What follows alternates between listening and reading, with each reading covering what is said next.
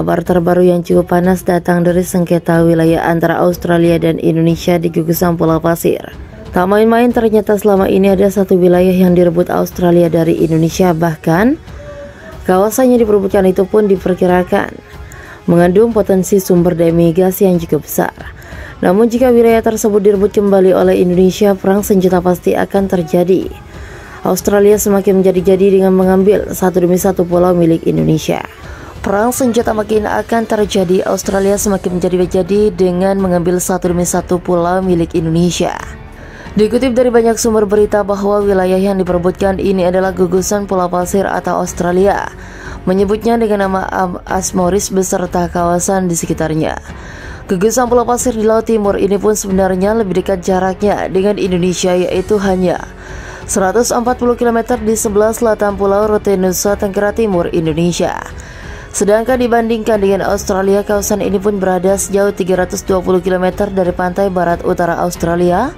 Dan artinya jika mengikuti konvensi hukum laut tipe PBB 1982 atau UNCLOS 1982, Indonesia pun juga berhak memiliki pulau-pulau ini. Nah, pertanyaannya lantas mengapa Australia bisa juga ikut mengklaim wilayah gugusan Pulau Pasir sebagai hak milik mereka? Berdasarkan sejarah sebelum zaman kolonial, gugusan Pulau Pasir sebenarnya merupakan bagian integral dari bangsa Indonesia. Selain itu diindikasikan dengan banyaknya nelayan tradisional Indonesia yang sudah sejak lama beroperasi di sekitar gugusan Pulau Pasir sampai ke daratan Brunei, Australia untuk mencari ikan. Di samping itu juga terdapat kuburan-kuburan para leluhur Rote dan bermacam artefak lainnya. Itu belum pernah diratifikasi kembali oleh Indonesia dan Australia dengan menguasai gugusan Pulau Pasir di Provinsi NTT. Berpeluang menambah pendapatan daerah dan negara mengingat potensi yang dimiliki sangat banyak. Masyarakat adat mempertanyakan mengapa dalam kasus Ambalat pemerintah menggerakkan pasukan, tapi pada celah Timur yang sudah lama dibicarakan didiamkan dan seolah-olah tidak ada persoalan di sana. Oleh karena itu, Komisi 1 DPR RI dan pemerintahan harus segera melakukan berbagai upaya diplomasi maupun jalur hukum untuk mendapatkan kembali hak negara yang telah dicaplok oleh Australia. Pemerintah Australia harus bisa menunjukkan bukti kepemilikan Pulau Pasir itu agar bisa dipertanggungjawabkan. Namun hingga saat ini bukti tersebut tidak pernah ditunjukkan selain atas gugusan Pulau Pasir bertentangan dengan Konvensi Hukum Laut PBB 1982. Oleh karena itu, Indonesia harus melakukan sesuatu untuk memperoleh kembali hatinya atas gugusan Pulau Pasir. Penyelesaian kasus ini dapat dilakukan melalui pengadilan maupun arbitras. Hal ini sesuai dengan yang tercantum dalam UNCLOS 1982. Kasus simpadan Ligitan dapat dijadikan dasar sebagai pedoman agar Indonesia dapat memenangi kasus tersebut. Media terbaik untuk menyelesaikan kasus ini adalah arbitras. Selain hemat biaya, proses arbitras tidak makan waktu terlalu lama, namun memiliki keputusan mutlak dan mengikat. Kabar terbaru yang cukup panas datang dari sengketa wilayah antara Australia dan Indonesia di gugusan Pulau Pasir. Tak main-main, ternyata selama ini ada satu wilayah yang direbut Australia dari Indonesia, bahkan kawasan yang diperebutkan itu pun diperkirakan mengandung potensi sumber daya migas yang cukup besar. Namun jika wilayah tersebut direbut kembali oleh Indonesia, perang senjata pasti akan terjadi. Australia semakin menjadi-jadi dengan mengambil satu demi satu pulau milik Indonesia.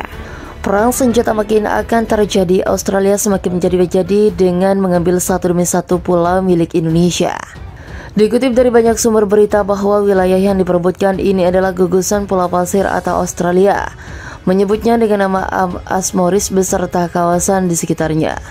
Gugusan Pulau Pasir di Laut Timur ini pun sebenarnya lebih dekat jaraknya dengan Indonesia, yaitu hanya 140 km di sebelah selatan Pulau Rote Nusa Tenggara Timur, Indonesia. Sedangkan dibandingkan dengan Australia, kawasan ini pun berada sejauh 320 km dari pantai barat utara Australia.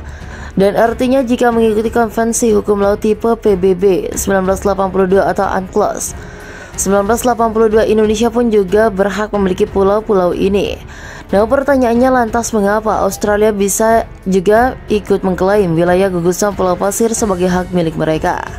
Berdasarkan sejarah sebelum zaman kolonial, gugusan Pulau Pasir sebenarnya merupakan bagian integral dari bangsa Indonesia. Selain itu diindikasikan dengan banyaknya nelayan tradisional Indonesia yang sudah sejak lama beroperasi di sekitar Gugusan Pulau Pasir sampai ke daratan Brunei Australia untuk mencari ikan. Di samping itu juga terdapat kuburan-kuburan para leluhur rote dan bermacam artefak lainnya.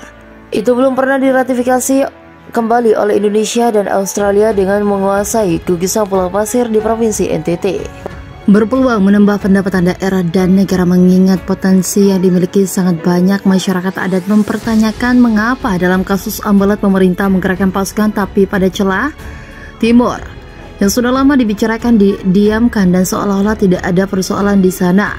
Oleh karena itu Komisi 1 DPR RI dan pemerintahan harus segera melakukan berbagai upaya diplomasi maupun jalur hukum untuk mendapatkan kembali hak negara yang telah dicaplok oleh Australia. Pemerintah Australia harus bisa menunjukkan bukti kepemilikan Pulau Pasir itu agar bisa dipertanggungjawabkan. Namun hingga saat ini bukti tersebut tidak pernah ditunjukkan selain atas gugusan Pulau Pasir bertentangan dengan Konvensi Hukum Laut PBB 1982. Oleh karena itu Indonesia harus melakukan sesuatu untuk memperoleh kembali hatinya atas gugusan Pulau Pasir. Penyelesaian kasus ini dapat dilakukan melalui pengadilan maupun arbitrase. Hal ini sesuai dengan yang tercantum dalam UNCLOS 1982. Kasus simpadan Ligitan dapat dijadikan dasar sebagai pedoman agar Indonesia dapat memenangi kasus tersebut. Media terbaik untuk menyelesaikan kasus ini adalah arbitrase. Selain hemat biaya, proses arbitrase tidak makan waktu terlalu lama, namun memiliki keputusan mutlak dan mengikat.